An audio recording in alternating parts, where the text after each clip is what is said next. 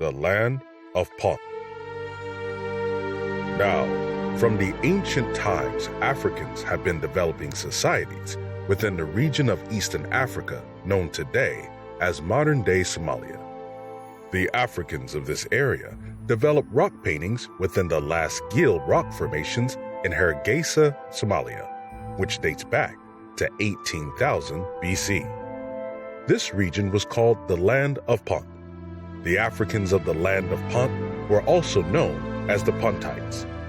The Land of Punt also went by the name God's Land and the Divine Land, and was well known by another African empire in the area, namely ancient Egypt. The men of the Land of Punt were renowned for their long and thick beards, and they constructed villages populated with huts and beautiful palm trees.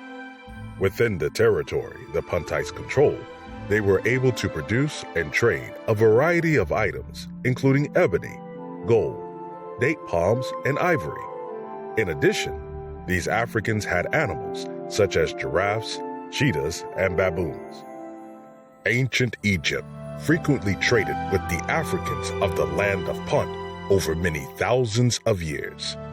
We find some of the first written references to this great African kingdom of Punt in 2500 BC, when ancient Egypt was ruled by King Sahure, who was the second ruler of the 5th dynasty of Egypt. King Sahure made an expedition to the Land of Punt to engage in trade.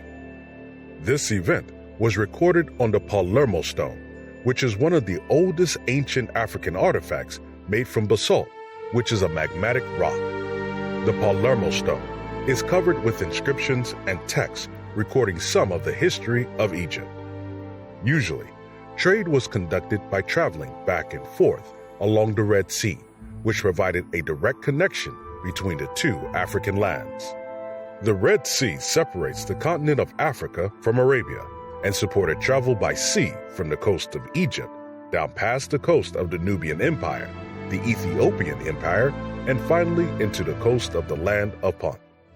The Africans of the Land of Punt provided the Africans of Egypt with various commodities, including malachite, which is a type of crystal, myrrh, which is a type of gum, electrum, which is a naturally occurring alloy of gold, and silver and frankincense, which is an aromatic resin used in perfumes and incense.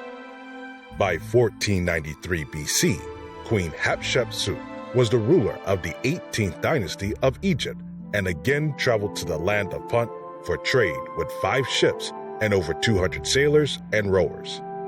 Queen Hatshepsut of Egypt and Queen Ati of Punt were in communication with each other during this period, and the two African queens conducted business and trade with each other, greatly prospering both empires. In this exchange between Egypt and Punt, 31 living trees were brought back to Egypt, marking the first known successful attempt at transplanting foreign trees in world history. The Puntites purchased from the Egyptians many weapons and tools, and also metals and jewelry. We find that ancient texts written during the reign of Queen Hatshepsut states the following concerning her expedition to the Land of Punt. The majesty of the palace made petition at the stairs of the Lord of the gods. A command was heard from the great throne by an oracle to search out ways to Punt, to explore the roads to the terraces of Myrrh. Also during the reign of Queen Hatshepsut, King Parahu of Punt and Queen Ati of Punt are depicted on some Egyptian artifacts and monuments. During the reign of King Amenhotep II, which lasted from 1425 BC to 1400 BC, again, more royal delegations from Punt were accepted into Egypt. Much later, the Africans of the Land of Punt established the kingdom of Macrobia, and they would continue to trade with neighboring kingdoms and prosper greatly.